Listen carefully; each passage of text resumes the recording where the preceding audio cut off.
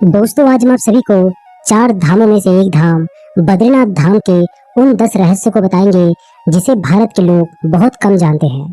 तो चलिए इस वीडियो की शुरुआत कर लेते हैं, लेकिन उसके पहले एक बार सच्चे दिल से कमेंट बॉक्स में जय बद्री विशाल जरूर लिखिएगा। नंबर 1, पौराणिक कथाएं मिलती है कि पहले भगवान शिव अपने परिवार के साथ बद्रीनाथ में वास करते थे। फिर एक बार श्रीहरि को ध्यान लगाने के लिए एकांत स्थल की तलाश थी, तो उन्हें बद्रीनाथ वाला स्थान पसंद आया। क्योंकि यहाँ शिव जी पहले से निवास कर रहे थे, तो भगवान विष्णु अपने आराध्य से उनका निवास स्थान कैसे मांग सकते थे। तब उनके मन में एक विचार आया और उन्होंने छोटा बच्चा का रूप लेकर जोर जोर से रोना शुरू कर दिया। माता पार्वती की नजर इस बालक पर पड़ी, तो वो उसे चुप कराने की चेष्टा में लग गई, लेकिन बच्चा चुप नहीं हो रहा था। माता पार्वती उस बच्चे को नहीं पहचान पा रही थी, लेकिन शिव जी समझ गए कि वो बालक के रूप में साक्षात विष्णु है। माता पार्वती बच्चे को गोद में लेकर अपने कक्ष में सुलाने के लिए ले जाने लगी, तो शिव जी ने उन्हें रोका और कहा कि ये बालक स्वयं चला जाएगा। पार्वती जी नहीं मानी और उसे गोद में लेकर सुलाने लगी। जब वो सो गया तो वो बाहर आ गई। पार्वती जी के बाहर आने के बाद बालक ने दरवाजे को अंदर से बंद कर लिया। जब भोलेनाथ जी वहां पर पहुंचे तो बालक ने उनसे कहा कि उसे ये स्थान पसंद आ गया है और वो यहाँ से केदारनाथ चले जाए। इस तरह ये स्थान बन गया भगवान विष्णु का धाम बद्रीनाथ धाम, और शिव जी अपने परिवार को लेकर केदारनाथ में वास करने लगे। नंबर 2, बद्रीनाथ धाम अलकनंदा नदी के तट पर स्थित दो पर्वत श्रृंखलाओं के बीच में स्थित है। मंदिर में भगवान की मूर्ति शालिग्राम से निर्मित है। माना जाता है कि शालिग्राम रूप में भगवान विष्णु की इस प्रतिमा को आदिगुरु शंकराचार्य जी ने 8वीं शताब्दी में नारद कुंड से निकालकर स्थापित किया था। शालिग्राम भगवान विष्णु का ही एक रूप है, जिसे राक्षस जलंधर की पत्नी वृंदा के श्राप के कारण भगवान विष्णु ने धारण किया था। नंबर 3, ऐसा माना जाता है कि शंकराचार्य जी द्वारा स्थापित किए जाने के बाद भगवान विष्णु की ये मूर्ति एक बार विलुप्त हो गई। फिर उसके बाद संत रामानुजाचार्य ने मूर्ति को फिर से स्थापित करवाया। फिर 16वीं शताब्दी में गढ़वाल के राजा ने बद्रीनाथ के मंदिर का निर्माण करवाया और मूर्ति को गुफा से निकालकर मंदिर में स्थापित करवाया। चौथा, पुराणों के अनुसार भूकंप, जल प्रलय और सूखे के बाद गंगा लुप्त हो जाएगी, और इसी गंगा की कथा के साथ जुड़ी है बद्रीनाथ और केदारनाथ तीर्थ स्थल की रोचक कहानी। भविष्य में नहीं होंगे बद्रीनाथ के दर्शन, क्योंकि माना जाता है कि जिस दिन नर और नारायण पर्वत आपस में मिल जाएंगे, बद्रीनाथ का मार्ग पूरी तरीके से बंद हो जाएगा। पुराणों के अनुसार आने वाले कुछ वर्षों में वर्तमान बद्रीनाथ धाम और केदारेश्वर धाम विलुप्त हो जाएंगे, और वर्षों बाद भविष्य में भविष्य बद्री नाम के नए तीर्थ का उद्गम होगा। ये भी मान्यता है कि जोशीमठ में स्थित नरसिंह भगवान की मूर्ति का एक हाथ साल दर साल पतला होता जा रहा है। जिस दिन ये हाथ लुप्त हो जाएगा, उस दिन बद्रीनाथ और केदारनाथ तीर्थ स्थल भी लुप्त होना प्रारंभ हो जाएंगे। पांचवा, भगवान बद्रीनाथ की मूर्ति के ललाट पर हीरा जरा हुआ है, जिसे देखकर भक्तजन धन्य हो जाते हैं। बताया जाता है कि एकादशी देवी का प्राकट्य भी यहीं पर हुआ था। पद्म पुराण में बताया गया है कि विष्णु जी ने यहाँ पर मुर नामक राक्षस का वध किया था। भगवान की माया से एकादशी देवी का प्राकट्य भी यहीं पर हुआ था।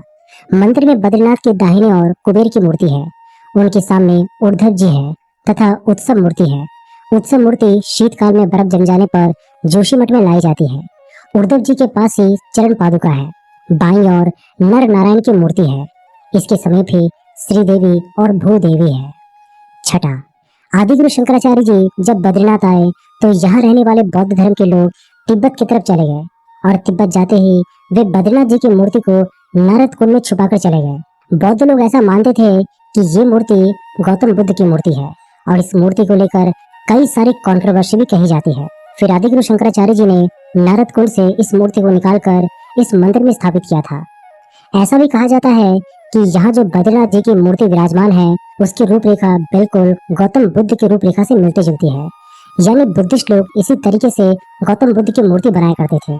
सातवां, बद्रीनाथ में अन्य कई प्राचीन स्थल हैं, जैसे अलकनंदा के तट पर स्थित अद्भुत गर्म झरना, जिसे तप्त कुंड कहा जाता है।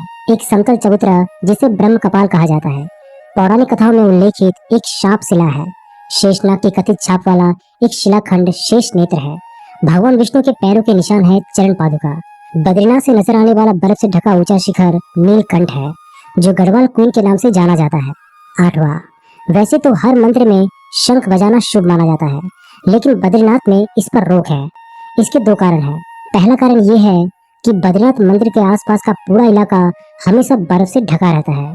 ऐसे में शंख बजाने से इससे निकलने वाली ध्वनि बर्फ से टकरा सकती है, जिससे बर्फीले तूफान आने का खतरा रहता है। दूसरा, बद्रीनाथ में शंख न बजाए जाने का एक आध्यात्मिक कारण भी है। शास्त्रों के अनुसार एक बार माँ लक्ष्मी बद्रीनाथ में बने तुलसी भवन में ध्यान कर रही थी। तभी भगवान विष्णु ने शंखचूड़ नामक राक्षस का वध किया, लेकिन विष्णु जी लक्ष्मी जी का ध्यान भंग नहीं करना चाहते थे। इसी कारण उन्होंने शंख नहीं बजाया। तब से बद्रीनाथ में शंख नहीं बजाया जाता है। 9वां, जब भगवान विष्णु ध्यान योग में लीन थे तो बहुत अधिक हिमपात होने लगा। भगवान विष्णु और उनका घर हिम से पूरी तरह डूबने लगा। ये देखकर माता लक्ष्मी व्याकुल हो उठी। तब उन्होंने स्वयं भगवान विष्णु के समीप खड़े होकर एक बेर के वृक्ष का रूप लिया और समस्त हिम को अपने ऊपर सहने लगे। माता लक्ष्मी जी भगवान विष्णु को धूप, वर्षा और हिम से बचाने की कठोर तपस्या में जुट गए। कई वर्षों बाद जब भगवान विष्णु ने अपना तप पूरा किया तो देखा कि लक्ष्मी जी हिम से ढकी पड़ी है। तो उन्होंने माता लक्ष्मी के तप को देखकर कहा कि हे देवी, तुमने भी मेरे ही बराबर तप किया है, सो आज से इस धाम पर मुझे तुम्हारे ही साथ पूजा जाएगा।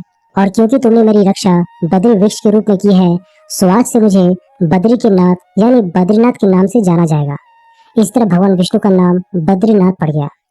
10वां, चारों धामों में से एक धाम बद्रीनाथ धाम के बारे में एक कहावत प्रचलित है कि जो जाए बद्री वो ना आए ओदरी। अर्थात जो व्यक्ति बद्रीनाथ के दर्शन कर लेता है उसे पुनः उधर यानी गर्भ में नहीं आना पड़ता, मतलब दूसरी बार जन्म नहीं लेना पड़ता। शास्त्रों के अनुसार मनुष्य को जीवन में कम से कम 2 बार बद्रीनाथ की यात्रा जरूर करनी चाहिए। वीडियो पसंद आए तो वीडियो को लाइक, शेयर और चैनल को सब्सक्राइब जरूर कर दीजिए।